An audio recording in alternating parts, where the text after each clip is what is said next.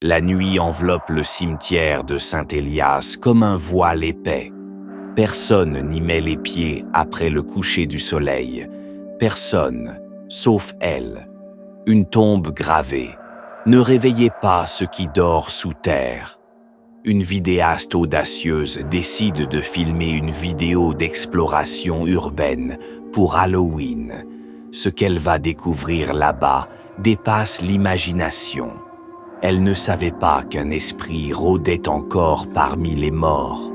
La nuit enveloppait le cimetière de Saint-Élias comme un voile épais, étouffant les bruits du monde vivant.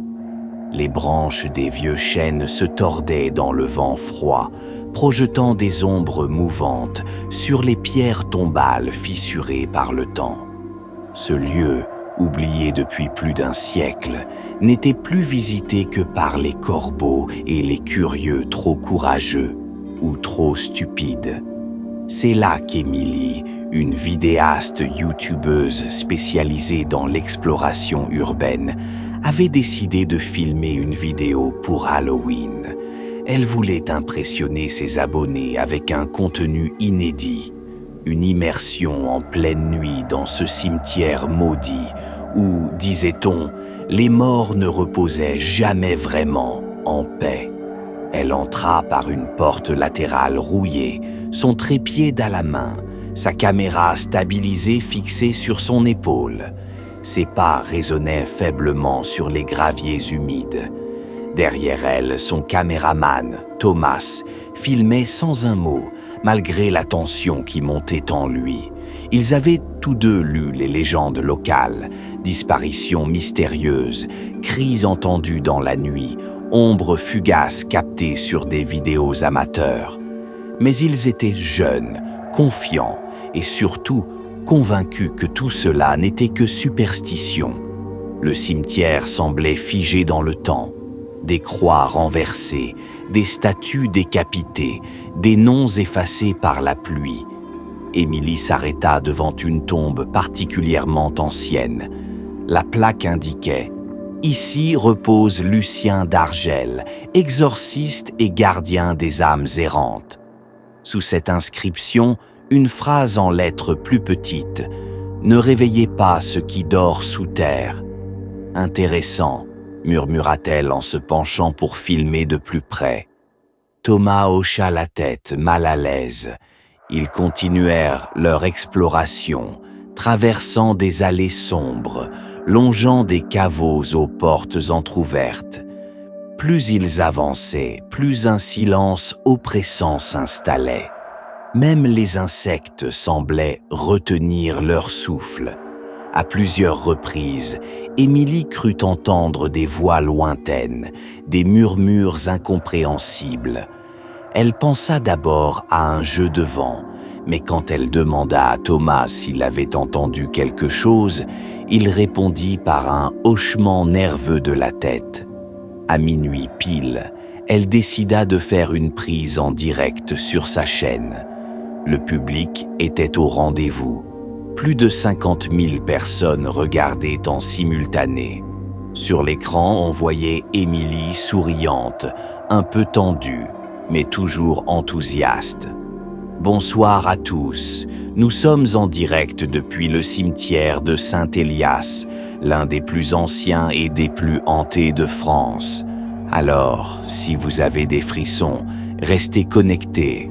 Ça pourrait bien être la première fois qu'on capte une vraie présence paranormale. » Elle fit un tour panoramique avec la caméra.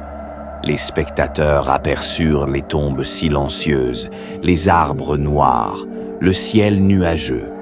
Puis, alors qu'elle revenait vers elle-même, une silhouette apparut brièvement derrière elle. Une forme pâle, humanoïde, immobile. Personne ne bougea pendant une seconde. « Vous avez vu ça ?» demanda Émilie, visiblement surprise. Thomas blêmit.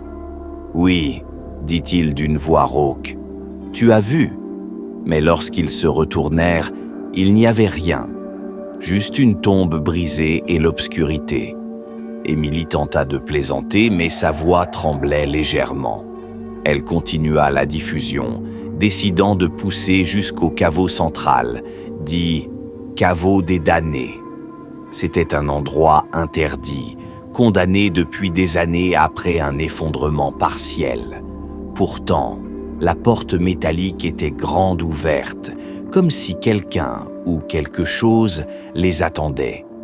Ils descendirent prudemment les marches en pierre glissante. L'air devenait irrespirable, chargé d'une odeur de moisi, mêlée à celle de chair brûlée. Les murs suintaient une substance noire visqueuse. Au fond, une grande dalle gravée représentait un cercle inversé entouré de symboles occultes. Émilie sortit une lampe torche et balaya les inscriptions. « On dirait un rituel satanique », murmura-t-elle. Soudain, un grincement se fit entendre derrière eux. La porte du caveau s'était refermée.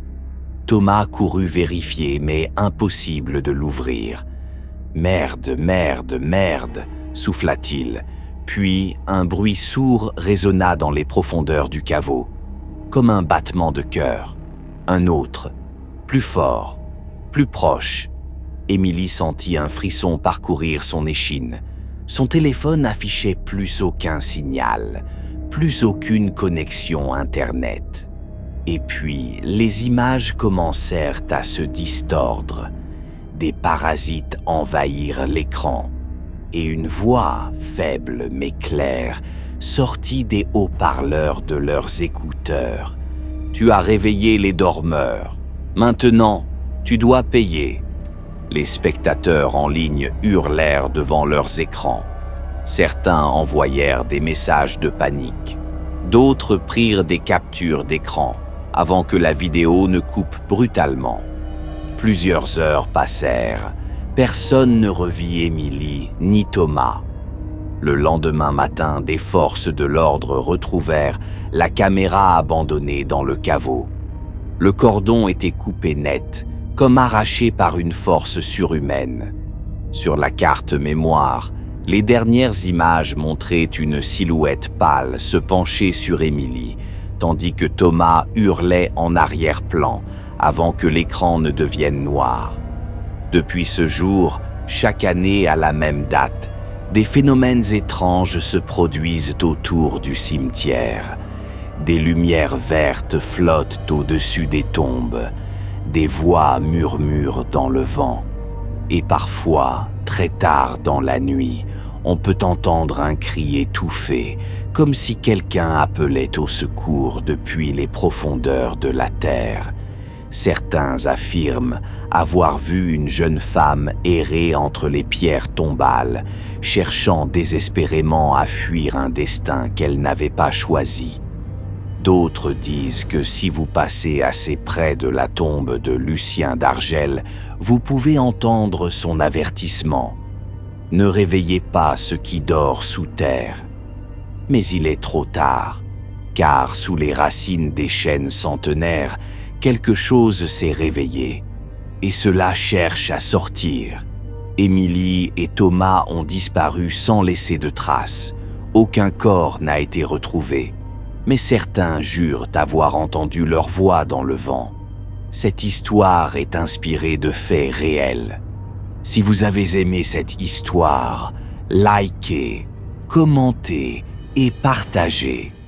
Et si vous êtes prête à affronter vos peurs, rendez-vous bientôt dans un autre lieu oublié.